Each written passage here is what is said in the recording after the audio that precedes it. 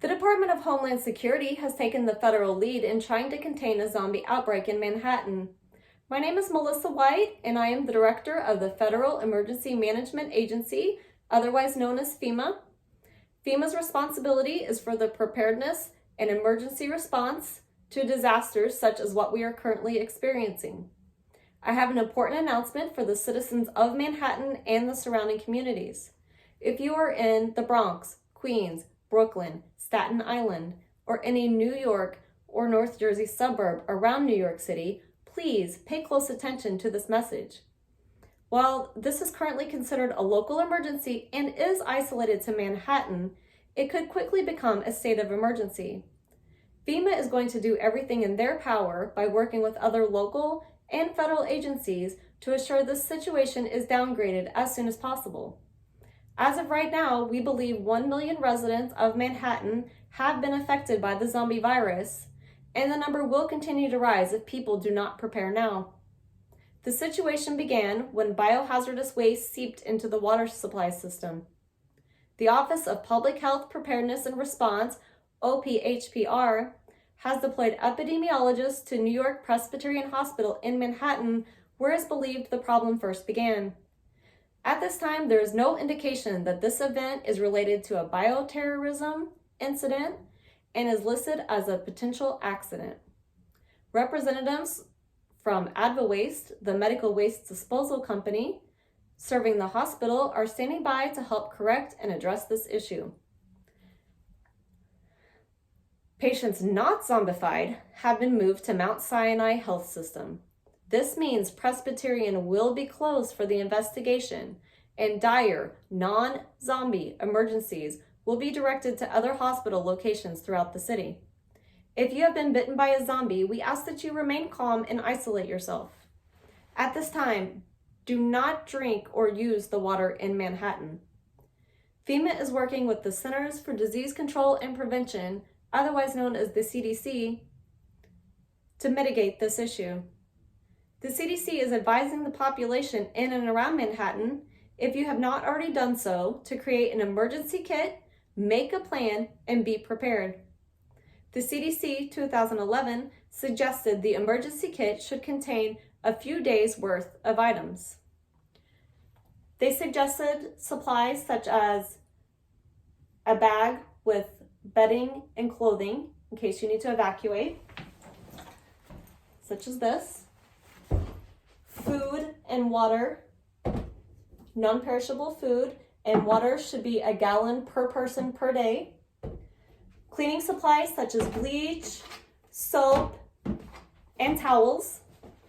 Tools such as a battery-operated radio, a utility knife and duct tape, a flashlight,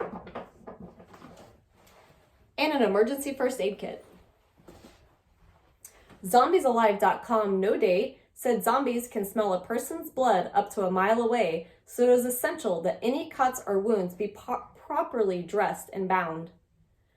While everyone is preparing their emergency kits, rest assured we have implemented the National Incident Management System, NIMS, to help effectively guide strategies to help the population.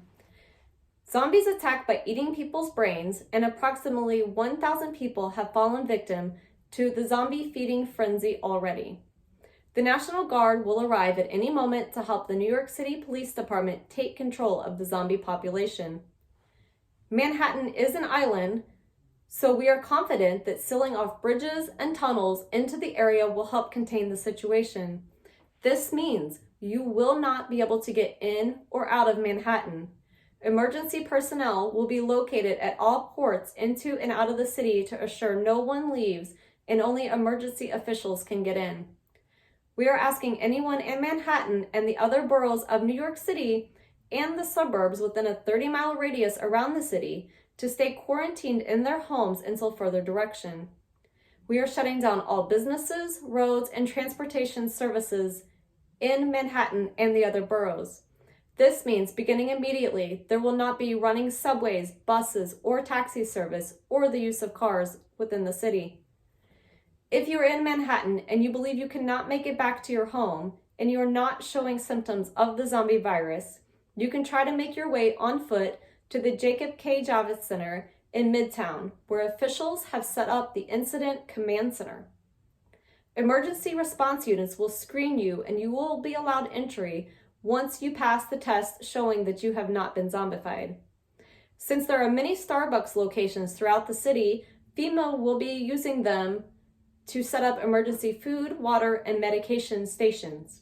We encourage only one person from each family or group to venture to these stations, and only if it becomes a matter of survival. The individual will want to bring along a weapon with them.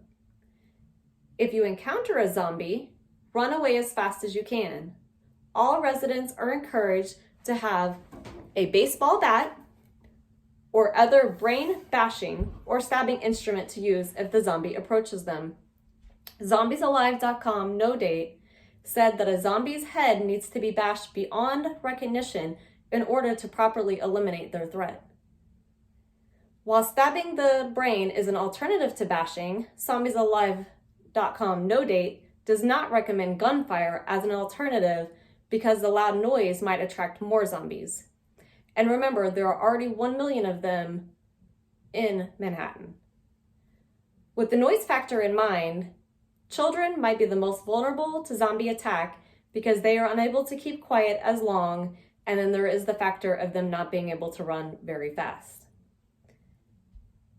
Parents are encouraged to hide their children and stay in their homes. The National Institutes of Health, NIH, has a program called the NIH Counteract. They're trying to find treatments and vaccinations to help stop the spread of the zombie virus and treat those affected. They're coordinating with the Food and Drug Administration, FDA, to secure vaccinations that will help stop the spread of the virus that is causing the zombie apocalypse.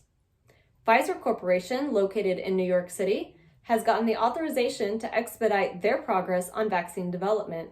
Luckily, their employees have not been affected by the virus. Remember the advice from the CDC. Get a kit, make a plan, be prepared, and stay tuned for further guidance and information from FEMA or local authorities.